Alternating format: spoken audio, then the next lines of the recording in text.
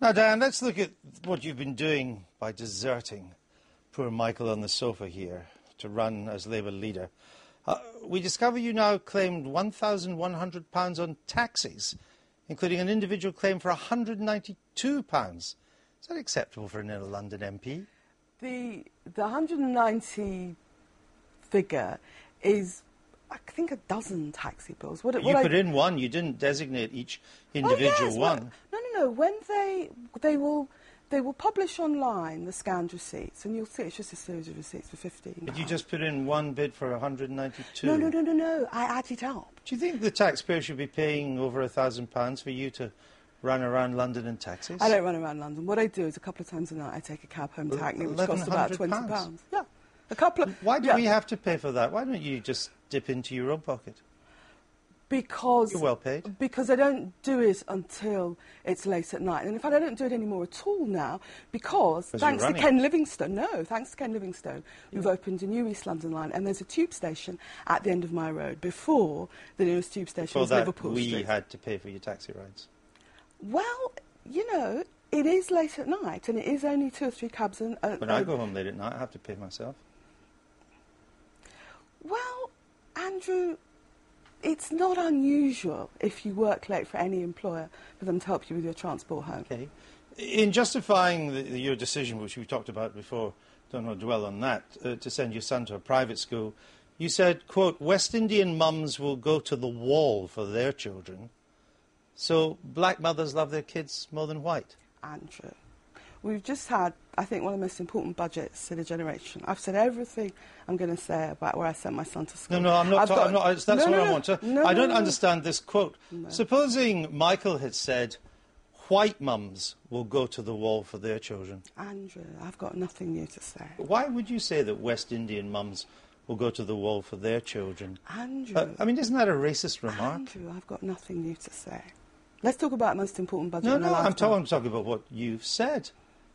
If West Indian mums are as wonderful as you say, why are there so many dysfunctional West Indian families in this country, and so many West Indian young men end up in a life of crime and gangs?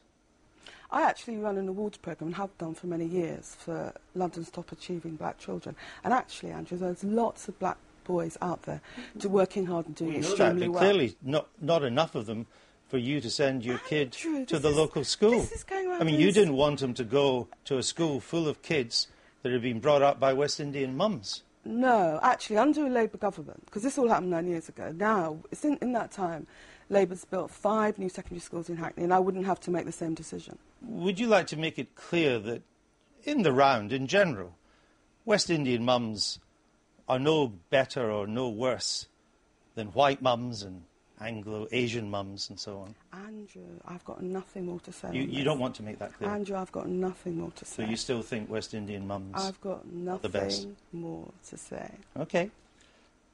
When we look at the positions you take, which are on the left of the Labour Party, what would you say to the criticism, or to the point, that what you stand for, unilateral nuclear disarmament, much higher taxes, much bigger state, these are precisely the policies that kept Labour out of power for 18 years? I would argue that if the Labour Party had listened to ordinary Labour Party supporters, it would have avoided a lot of gross errors, like the 87p tax, pension rise for old people, which caused a lot of offence, abolishing the 10p tax rate and going to war with Iraq. My view is that a government which listens to its own supporters will be more stable. Yeah, but what you've stood for in the Labour Party has never won Labour an election. You're telling me what I stand for.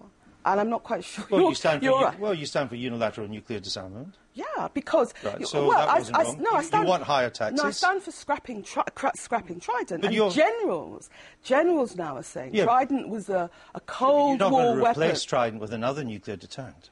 I stand for scrapping Trident, and you wouldn't replace it. Which a lot of people in the armed forces you wouldn't replace it with something else. Actually, Andrew, the news is that some of the things I'm talking about in this election campaign, whether it's scrapping Trident, are things you stand, that... Look, words work in it. Why are you so reluctant to tell me that you believe in unilateral nuclear disarmament? What I'm campaigning on in this leadership election is scrapping Trident. And yes, I think the ratio in filling this hole in the budget, in our budget, the ratio of 80% public sector cuts to 20% tax rises is the wrong ratio. I think that's right. I look forward to grilling your opponents in the same way.